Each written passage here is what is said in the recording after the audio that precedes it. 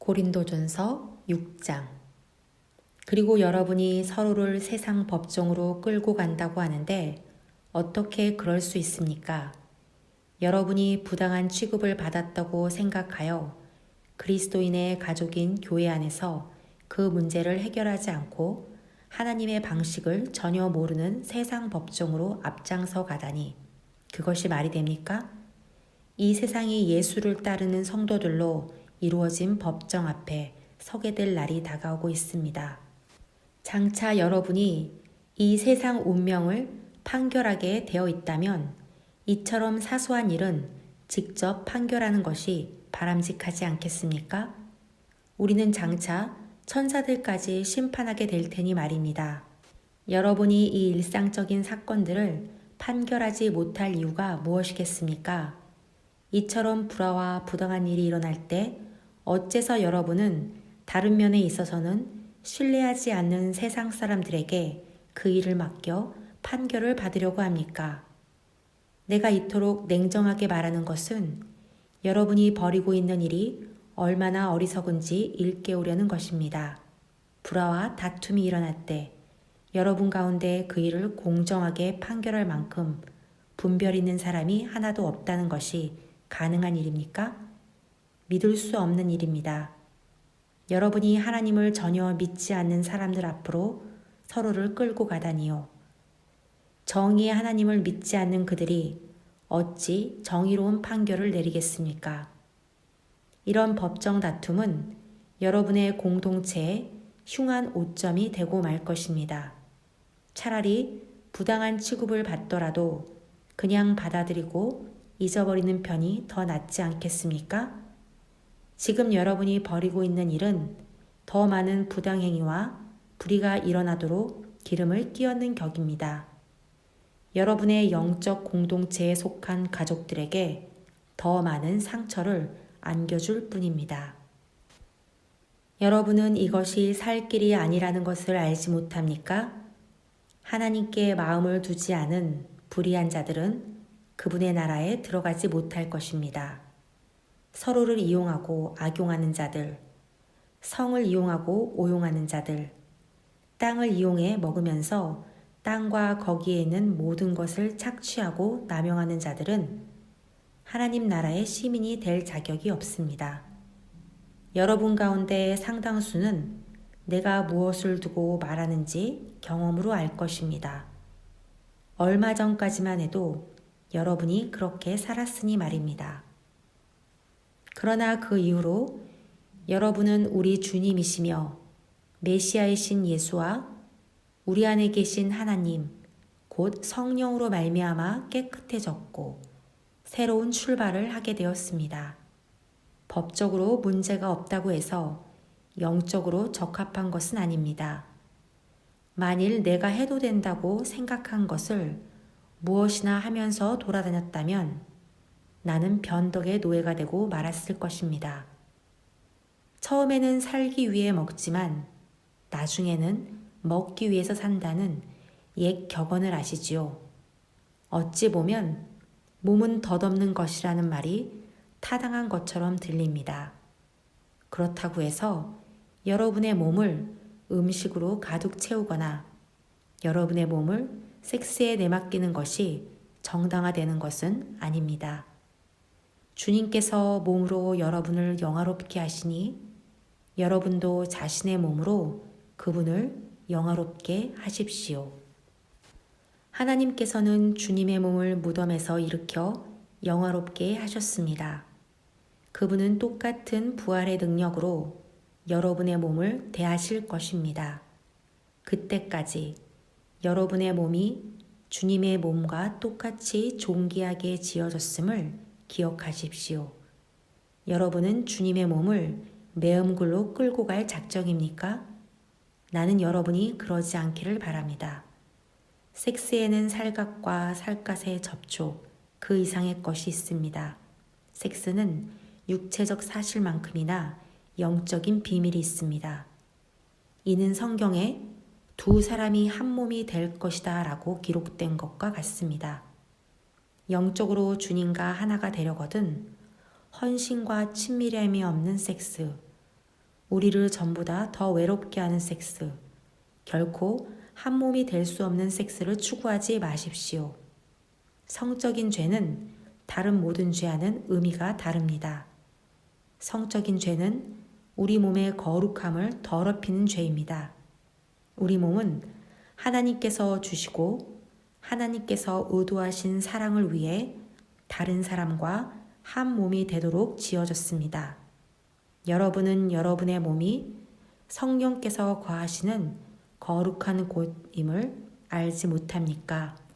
여러분은 하나님께서 엄청난 대가를 치르고 사신 여러분의 몸을 함부로 굴리면서 제멋대로 살아서는 안 된다는 것을 모릅니까? 여러분의 몸은 여러분의 영적인 부분에 속해 있는 소유물이 아닙니다. 그 모든 것의 주인은 하나님이십니다. 그러니 여러분의 몸 안에서 여러분의 몸을 통해 사람들이 하나님을 볼 수 있게 하십시오. 고린도전서 7장. 이제 나는 여러분이 내게 편지하면서 던진 질문에 답하려고 합니다. 첫째, 성관계를 갖는 것이 바람직한 일일까요? 물론입니다. 그러나 결혼이라는 확실한 관계 안에서만 그렇습니다. 남자가 아내를 얻고 여자가 남편을 얻는 것은 좋은 일입니다. 성적인 욕구가 강하다고 하지만 부부관계는 그 욕구를 다스릴 뿐 아니라 성적 무질서의 세상 속에서 균형 잡히고 만족스러운 성생활을 지켜줄 만큼 강합니다. 부부의 잠자리는 서로를 위한 자리가 되어야 합니다. 남편은 아내를 만족시키기 위해 힘쓰고 아내도 남편을 만족시키기 위해 힘써야 합니다. 부부관계는 자신의 권리를 주장하는 자리가 아닙니다. 부부관계는 침대 안에서든 침대 밖에서든 상대방을 섬기겠다는 결단입니다. 성관계의 절제는 부부가 기도나 금식에 전념하기 위해 서로가 동의하는 한에서만 일정 기간 허용될 수 있습니다. 그 기간에만 그렇게 해야 합니다. 정한 기간이 끝난 다음에는 다시 함께 하십시오. 여러분이 부부관계에 대한 기대를 접는 순간 사탄이 교묘하게 유혹하기 때문입니다. 나는 그 같은 절제의 기간을 가지라고 명하는 것이 아닙니다. 다만 여러분이 그런 기간을 갖고자 할 때 필요한 최선의 조언을 제시하는 것뿐입니다. 가끔씩 나는 모든 사람이 나처럼 독신이기를 바랍니다. 그것이 여러 생활 방식 중에서 보다 단순한 생활 방식이기 때문입니다. 그러나 결혼 생활과 마찬가지로 독신 생활도 모든 사람에게 맞는 것은 아닙니다. 하나님께서 어떤 사람에게는 독신 생활을 선물로 주시고 어떤 사람에게는 결혼 생활을 선물로 주십니다. 하지만 결혼하지 않은 사람과 과부들에게 말합니다. 내가 그랬던 것처럼 홀로 지내는 것이 가장 좋을 것입니다. 그러나 욕구와 감정을 다스리지 못하겠거든 어서 결혼하는 것이 좋습니다. 결혼 생활이 수고롭기는 해도 홀로 살면서 정욕에 시달리는 것보다는 낫습니다. 이미 결혼한 사람들은 결혼 생활을 유지하십시오. 이것은 나의 명령이 아니라 주님의 명령입니다. 남편과 헤어진 여자는 홀로 지내든가 아니면 돌아가서 남편과 화해하는 것이 좋습니다. 남편도 아내를 버릴 권리는 없습니다. 여러분 중에는 믿지 않는 사람, 그리스도인이 아닌 사람과 결혼한 이들이 있는데 주님은 그들에게 이렇다 할 명령을 주지 않으셨습니다. 그러니 이렇게 하십시오. 믿는 사람에게 믿지 않는 아내가 있고 그 아내가 남편과 같이 살기를 원한다면 그녀와 함께 하십시오. 믿는 여자에게 믿지 않는 남편이 있고 그 남편이 아내와 같이 살기를 원한다면 그와 함께 사십시오. 믿지 않는 남편은 자기 아내의 거룩함을 어느 정도 나누어 갖게 되며 믿지 않는 아내도 자기 남편의 거룩함에 어느 정도 영향을 받게 마련입니다. 그렇지 않으면 그들의 자녀는 버림받은 상태가 되고 말 것입니다. 그 자녀들도 하나님의 영적인 목적에 포함되어 있습니다. 그러나 믿지 않는 배우자가 떠나가려고 하면 떠나가게 내버려 두는 것이 좋습니다. 필사적으로 붙잡을 필요가 없습니다. 하나님께서 우리를 부르신 것은 할 수 있는 한 평화롭게 살고 최선을 다해 살게 하려는 것입니다. 아내 여러분, 여러분이 이같이 함으로써 남편을 여러분과 하나님께로 돌아오게 하는지도 모릅니다. 남편 여러분, 여러분이 이렇게 함으로써 아내를 여러분과 하나님께로 돌아오게 하는지도 모릅니다. 그러니 여러분은 어딘가 다른 곳에 있기를 바라거나 누군가 다른 사람과 살았으면 하고 바라서는 안 됩니다. 여러분이 지금 있는 곳이야말로 하나님께서 여러분을 위해 마련해 주신 삶의 자리입니다. 바로 거기에서 살고 순종하고 사랑하고 믿으십시오. 여러분 삶의 가치를 결정하는 것은 하나님이시지 결혼 여부가 아닙니다.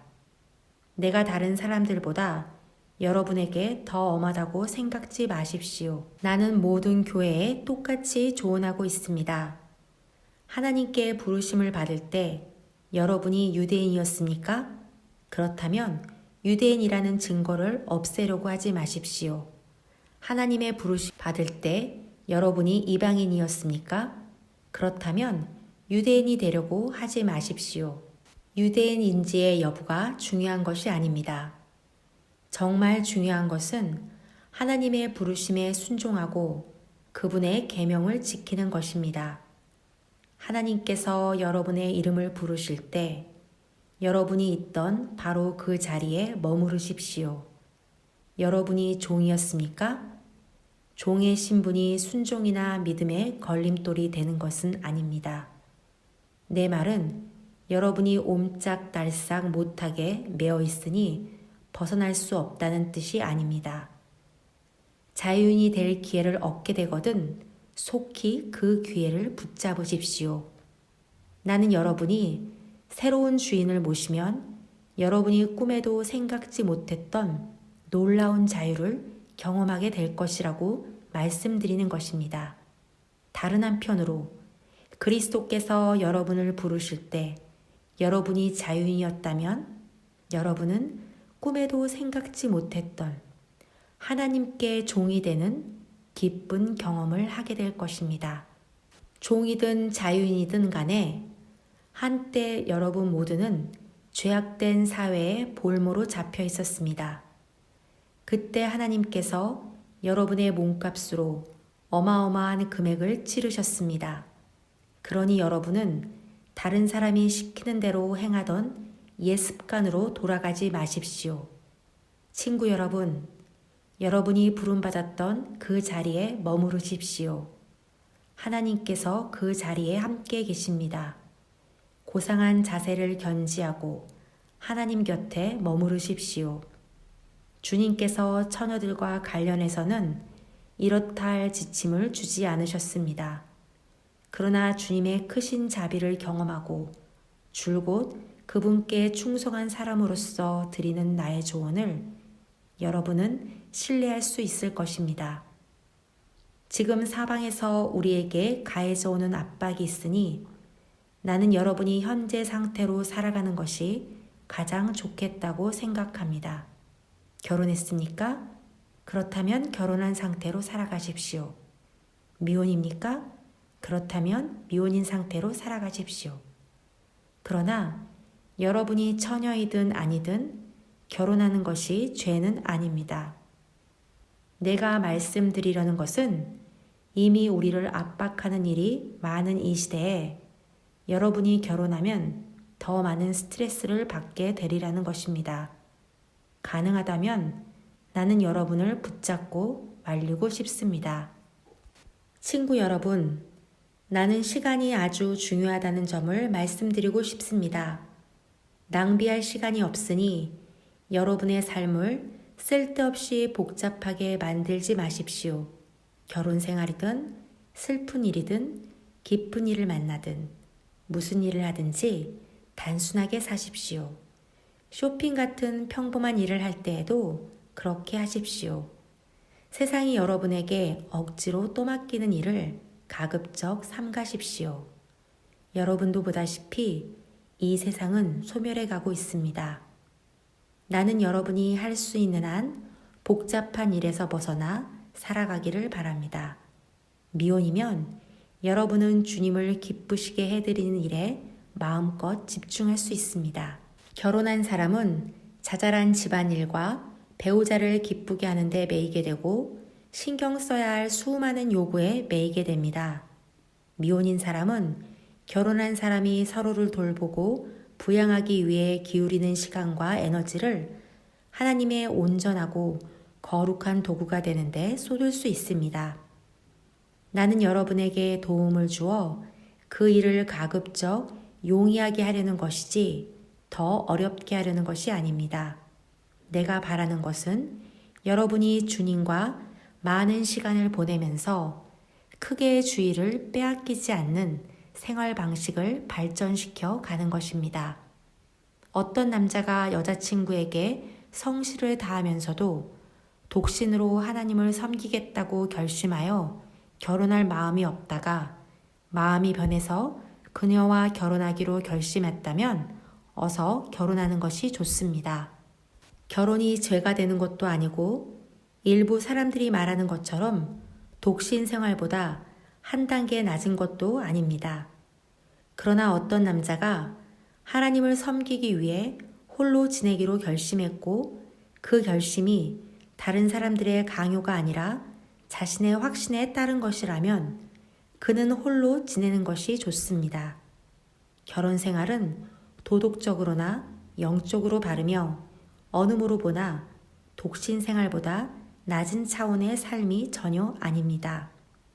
그러나 앞에서 말씀드린 대로 나는 우리가 살고 있는 이 시대의 특성 때문에 목회적인 이유로 독신 생활을 장려하는 것입니다. 아내는 남편이 살아있는 동안 남편과 함께 지내야 합니다. 그러나 남편이 죽으면 자기가 원하는 사람과 결혼할 자유가 있습니다.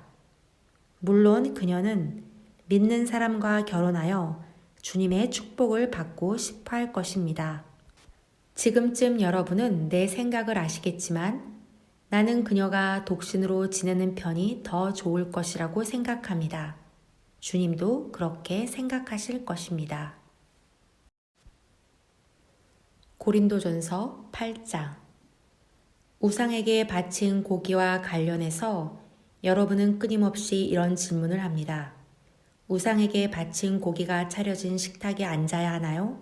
말아야 하나요? 종종 우리는 이런 질문에 답하기 위해 알아야 할 모든 것을 알고 있다고 생각하기 쉽습니다. 그러나 교만한 지성보다는 겸손한 마음이 우리에게 더 많은 도움이 됩니다. 하나님 한 분만이 모든 것을 아십니다. 이것을 인정할 때까지 우리는 제대로 알고 있다고 할 수 없습니다. 어떤 사람들은 우상이라는 것은 전혀 실체가 없는 것이고 아무것도 아니며 우리 하나님 한 분밖에는 다른 신이 없다고 아주 정확하게 말합니다. 또한 그들은 아무리 많은 신들의 이름이 불려지고 숭배되어도 모두 터무니없는 이야기에 지나지 않는다고 말합니다. 아버지 하나님 한 분만이 계실 뿐이며 만물이 그분에게서 났고 그분은 우리가 그분을 위해 살아가기를 바라신다고 아주 정확하게 말합니다. 그리고 오직 한 분 주님, 메시아 예수만이 계시고 만물이 그분을 위해 존재하며 우리도 그분을 위해 존재한다고 말합니다. 옳은 말입니다. 엄밀하게 따지자면 우상에게 바친 고기에는 아무 일도 일어나지 않습니다. 그것은 여느 고기와 똑같습니다. 이것은 나도 알고 여러분도 아는 사실입니다. 그러나 아는 것이 전부가 아닙니다. 아는 것이 전부가 되어버리면 몇몇 사람은 다 아는 자로 자처하며 다른 사람을 아무것도 알지 못하는 자로 여기게 될 것입니다. 참된 알은 그렇게 무신경한 것이 아닙니다. 이와 관련해서 우리는 모든 사람의 이해 수준이 똑같지 않다는 것을 알아야 합니다. 여러분 가운데는 평생 동안 우상에게 바친 고기를 먹어왔고 그 고기 속에 악한 것이 들어있어서 여러분 안에서도 악한 것이 될 것이라고 생각하는 사람이 있습니다. 그런 조건 아래서 형성된 상상력과 양심이라면 하룻밤 사이에 갑자기 바뀌지는 않을 것입니다. 그러니 다행히도 하나님께서는 먹는 음식으로 우리의 등급을 매기지 않습니다. 우리가 그릇을 깨끗이 비운다고 칭찬받는 것도 아니고 다 먹지 못한다고 질책받는 것도 아닙니다. 그러나 하나님께서는 여러분이 자신의 자유를 부주의하게 행사한 나머지 아직 과거의 틀과 생각에서 자유롭지 못한 동료 신자들을 길에서 벗어나게 할까봐 마음을 쓰십니다. 예를 들어 여러분이 우상 숭배를 위해 차려진 잔치, 곧 우상에게 바친 고기가 주요 요리인 잔치에 참석함으로써 여러분의 자유를 과시한다고 해봅시다. 만일 그 문제로 고민하던 어떤 사람이 평소에 여러분을 지적이고 성숙한 사람으로 여겼는데 그 잔치에 여러분이 참석하는 모습을 본다면 커다란 위험이 되지 않겠습니까? 그는 대단히 혼란스러워할 것입니다. 어쩌면 그는 자기 양심이 하는 말이 틀렸다고 생각하며 불안해할지도 모릅니다. 그리스도께서는 그 사람을 위해서도 자기 목숨을 내어주셨습니다. 그렇다면 여러분은 적어도 그 사람을 위해 그런 잔치에 가지 말아야 하지 않겠습니까? 여러분이 말하는 것처럼 잔치에 가고 안 가고가 중요한 문제는 아니니까요. 그러나 여러분이 잔치에 간 것이 여러분의 동료에게 심각한 상처를 주고 그를 영원히 망하게 한다면 그것은 큰 문제가 아닐 수 없습니다. 여러분의 동료에게 상처를 주는 것은 그리스도께 상처를 주는 것입니다. 여기저기서 거리낌 없이 행해지는 식사는 이 약한 사람들을 희생시켜도 될 만큼 가치 있는 것은 아닙니다. 우상 숭배로 더러워진 음식을 먹으러 가는 것이 여러분의 형제자매 가운데 한 사람이라도 걸려 넘어지게 할 우려가 있다면 절대로 그 자리에 가지 마십시오. 고린도전서 9장. 나에게 이런 글을 쓸 권한이 없다고 말하지 마십시오. 나에게는 분명 이렇게 할 자유가 있습니다. 그렇지 않습니까? 내가 수행할 직무를 받지 못했다는 말입니까? 내가 우리 주 예수를 대면하여 이 일을 위임받지 않았다는 말입니까?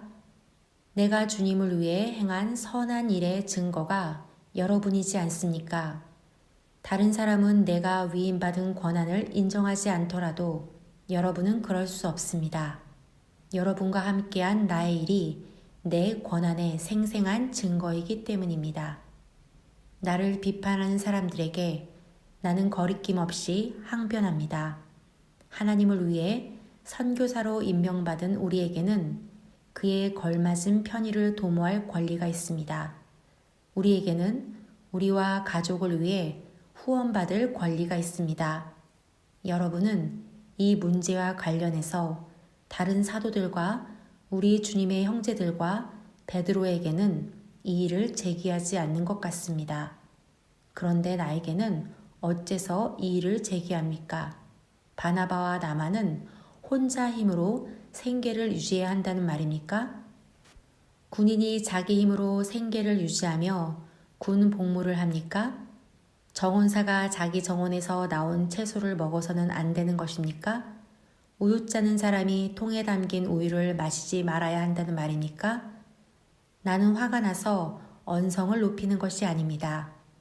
이것은 성경의 율법에도 기록되어 있습니다.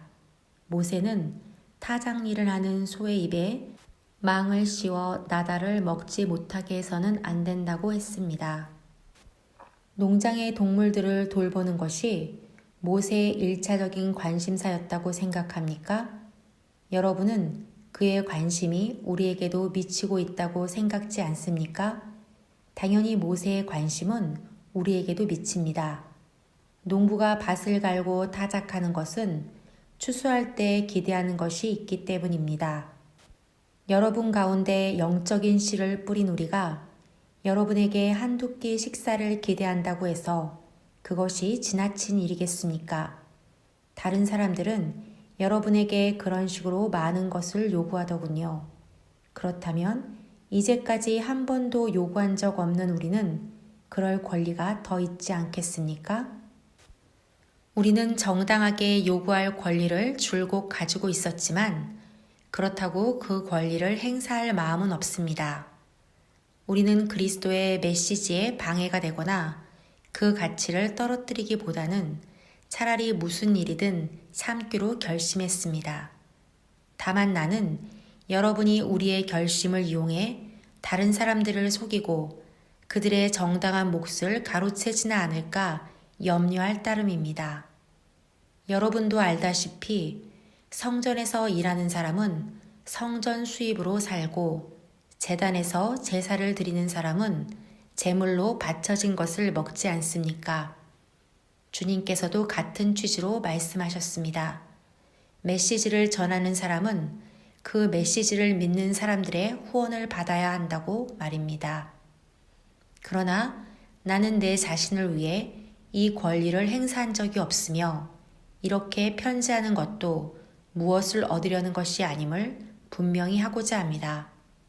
나는 누군가에게 나를 불신하거나 나의 동기를 의심할 만한 빌미를 주느니 차라리 죽는 편을 택하겠습니다. 내가 메시지를 선포하는 것은 그것으로 나의 이익을 취하기 위해서가 아닙니다. 나는 메시지를 전하지 않을 수 없습니다. 만일 내가 메시지를 전하지 않으면 나는 파멸하고 말 것입니다. 메시지를 전하여 생계를 꾸리는 것이 내 생각이었다면 나는 약간의 급여라도 기대했을 것입니다. 그러나 메시지를 전하는 것은 내 생각이 아니라 내게 엄숙하게 맡겨진 사명입니다. 그러니 내가 어찌 급여를 기대할 수 있겠습니까? 그렇다면 내가 메시지를 전하여 얻은 것이 있을까요? 사실을 말씀드리면 얻는 것이 있습니다. 여러분에게 값없이 메시지를 전하는 즐거움이 그것입니다. 그러니 여러분은 나의 경비를 지불하지 않아도 됩니다. 나는 어느 누구의 요구나 기대에 매이지 않는 자유인이지만 다양한 부류의 사람들에게 다가가려고 자발적으로 모든 사람, 종교인들, 비종교인들, 매우 신중한 도덕가들, 자유분방하게 사는 부도덕한 자들, 실패한 자들, 타락한 자들의 종이 되었습니다. 나는 그들의 생활 방식을 받아들이지는 않았습니다. 나는 그리스도 안에 내 뜻을 두었지만 그들의 세계로 들어가서 그들의 관점으로 경험하고자 했습니다. 나는 모든 모양의 종이 되어 만나는 사람들을 하나님께 구원받은 삶으로 인도하고자 애썼습니다. 내가 이 모든 일을 한 것은 메시지 때문이었습니다. 나는 메시지를 두고 이러쿵저러쿵 논하기보다 다만 메시지에 참여하고 싶었을 따름입니다. 여러분은 경기장에서 육상 선수들이 달리는 모습을 보았을 것입니다. 모든 선수가 달리지만 상을 받는 선수는 한 명뿐입니다. 여러분도 상을 받을 수 있도록 달려가십시오. 훌륭한 육상 선수는 너나 없이 열심히 훈련합니다. 그들은 녹슬어 없어질 금메달을 따려고 훈련하지만 여러분은 영원한 금메달을 따려고 훈련하는 것입니다. 여러분은 어떤지 모르겠으나 나는 결승선에 닿으려고 열심히 달리고 있습니다. 나는 내가 가진 모든 것을 그 일에 쏟고 있습니다. 되는 대로 사는 것은 나에게 있을 수 없는 일입니다. 나는 정신을 바짝 차리고 최상의 상태를 유지하고 있습니다. 이는 방심하다가 허를 찔리는 일이 없게 하려는 것입니다. 다른 모든 사람에게 메시지를 전하고 나서 정작 나 자신은 버림받는 일이 없게 하려는 것입니다. 고린도전서 10장. 친구 여러분, 우리의 역사를 떠올려 경계를 삼기 바랍니다. 우리 조상들은 모두 하나님의 섭리로 구름의 인도를 받았고 기적적으로 바다를 건넜습니다. 모세가 그들을 종의 상태에서 구원으로, 죽음에서 생명으로 이끌 때 그들은 우리가 세례를 받듯이 물속을 지났습니다. 그들은 모두 같은 음식을 먹고 같은 음료를 마셨습니다. 그것은 하나님께서 날마다 공급해 주신 식사였습니다. 그들은 바위 틈에서 솟아나는 물을 마셨습니다. 하나님께서 그들을 위해 마련하신 바위에서 솟아난 물은 그들이 있는 곳이면 어디에서나 그들과 함께 머물렀습니다. 그 바위는 다름 아닌 그리스도였습니다. 그러나 하나님의 기적과 은혜를 경험한 것이 그들에게는 큰 의미가 없었던 것 같습니다. 광야에서 어려운 시기를 보내는 동안 그들 대다수가 유혹에 무너지고 말았으니까요. 결국 하나님께서도 그들을 기뻐하지 않으셨습니다. 똑같은 일이 우리에게도 일어날 수 있습니다. 그러니 우리는 그들처럼 자기 마음대로 하려고 하다가 허를 찔리는 일이 없도록 조심하지 않으면 안 됩니다. 백성이 먼저 파티를 벌이고 그런 다음 춤을 추었다고 했지만 우리는 그들처럼 우리의 신앙을 떠들썩한 쇼로 변질시켜서는 안 됩니다. 성적으로 문란해서도 안 됩니다. 잊지 마십시오. 그들은 성적으로 문란하게 살다가 하루에 23,000명이나 죽었습니다. 우리가 그리스도를 섬겨야지 그리스도께서 우리를 섬기게 해서는 안 됩니다. 그런데도 그들은 그렇게 했고 결국 하나님께서는 독뱀을 풀어놓으셨습니다. 우리는 불평하지 않도록 조심해야 합니다. 그들은 불평하다가 멸망했습니다. 이 모든 것은 위험을 알리는 경고 표지입니다. 이 모든 것이 우리의 역사책에 기록된 것은 우리로 하여금 그들의 실수를 되풀이하지 않게 하려는 것입니다. 우리의 처지가 그들과 유사합니다. 그들이 처음이라면 우리는 나중이라고 할 수 있습니다. 우리도 그들처럼 실패할 수 있습니다. 그러니 순진하게 속지도 말고 자만하지도 마십시오. 여러분도 예외가 아닙니다. 여러분도 다른 누구처럼 쉽게 넘어질 수 있습니다. 자신에 대한 신뢰는 버리십시오. 그런 것은 전혀 도움이 되지 않습니다. 오히려 하나님께 대한 신뢰를 기르십시오. 여러분의 앞길에 닥치는 시험과 유혹은 다른 사람들이 직면해야 했던 시험과는 다르지 않습니다. 다만 여러분이 기억해야 할 것은 하나님께서 여러분을 포기하지 않으시고 여러분이 한계 이상으로 내밀리지 않게 하시며 그 시험을 이기도록 언제나 곁에 계시며 도우신다는 사실입니다. 그러니 사랑하는 친구 여러분, 사람들이 하나님을 어떤 대상으로 전락시켜 이용하거나 통제하려는 모습이 보이거든 할 수 있는 한 속히 그 모임에서 빠져나오십시오. 이제 나는 성숙한 신자들에게 하듯이 말하겠습니다. 여러분 스스로 결론을 내려보십시오. 우리가 성찬 때 축복의 잔을 마시는 것은 그리스도의 피, 그리스도의 참 생명에 참여하는 것이 아닙니까? 마찬가지로 우리가 빵을 떼어 먹는 것도 그리스도의 몸, 그리스도의 참 생명에 참여하는 것이 아닙니까? 여럿인 우리가 하나가 되는 것은 빵이 하나이기 때문입니다. 그리스도가 우리 안에서 조각조각 나는 것이 아닙니다. 오히려 우리가 그분 안에서 하나가 되는 것입니다. 우리가 그리스도를 우리의 모습으로 축소시키는 것이 아니라 오히려 그리스도가 우리를 그분의 모습으로 끌어올리십니다. 옛 이스라엘에서도 그런 일이 일어났습니다. 하나님의 제단에 바친 제물을 먹는 사람은 하나님의 활동에 참여한 사람이 되었던 것입니다.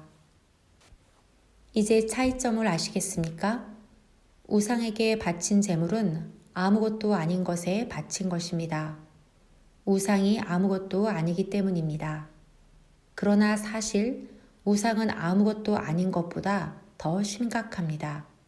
그것은 바로 마귀입니다. 바라건대 여러분은 스스로를 여러분보다 못한 것으로 떨어뜨리지 마십시오. 여러분은 둘 다 가질 수 없습니다. 여러분이 한 날은 주님과 잔치를 벌이고 이튿날에는 마귀들과 잔치를 벌일 수 없습니다. 주님은 그런 것을 참으시는 분이 아닙니다. 주님은 우리의 전부를 원하십니다. 전부가 아니라면 우리는 아무것도 아닌 것이 됩니다.